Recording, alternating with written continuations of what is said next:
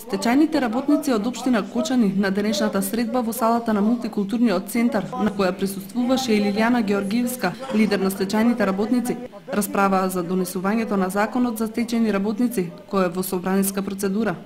Незадоволни што нивниот статус, кој не се решава со години наназад, и револтирани од игнорантскиот однос на владата, го повикуваат премиерот лично да дојде и да види каков живот живее еден стечаец. Решено е денес во Кочани да се излезе на локални патишта, да се излезе на раскршница, да се излезе на меѓународни патишта, ако не се изгласа предлог закон за стечени работници.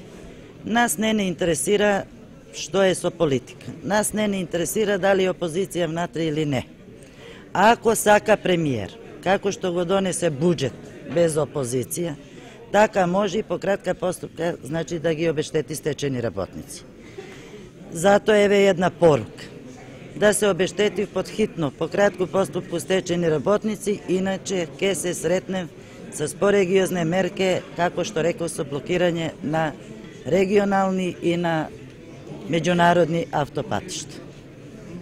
Зашто овај народ нема што да живи, овај народ е значи пун с извршни решенија, овај народ е значи до што викају цара до дувара, значи никакvu перспективу нема ни за будуćност, ни за вработување, зашто луѓе су све над 50 годишња возраст, а по член 32 е дужна држава да нас обештети и еве с пуно право барамо да се остварим наши барања и да почнеме и ми да бидеме нормални граѓани на овој општество. Во одбрана на своите права, стечајците велат дека ќе продолжат со протести пред владата, а мерките ќе ги радикализираат со блокирање на магистралните патни правци ширум Македонија.